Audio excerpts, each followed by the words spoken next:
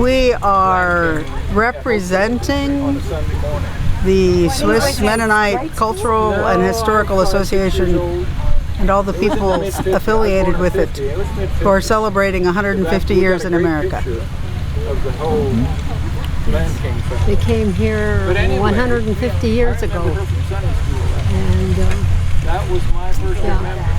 and they braved a lot of difficulties and a lot of things. Quite a heritage there too. I'm just glad to be here 150 years later celebrating. It's better to be at this point rather than what they had to go through, right? Oh yeah. What an adventure. Yeah. They went on. But are we there again? We have a new place to go. Do we have a new calling? We have lots of things to think about. What's the new calling? I don't know.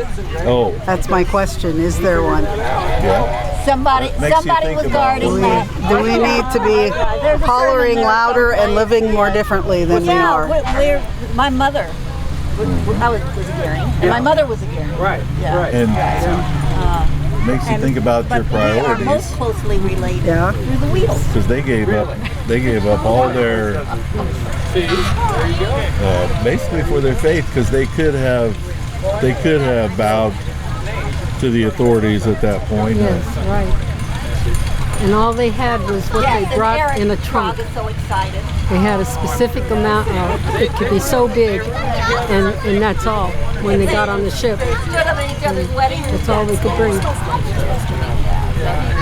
What'd they do with the rest of it? That's awesome. Yes. Sold it, gave it away, left it. Some of them sold their houses, and the people, then they didn't leave right away. So the people that bought their houses lived with them. They all lived in the houses together until it was time for them to leave. That might have been the hardest thing of all. And there were so many people, like 20,000 people left Russia, German immigrants during that decade.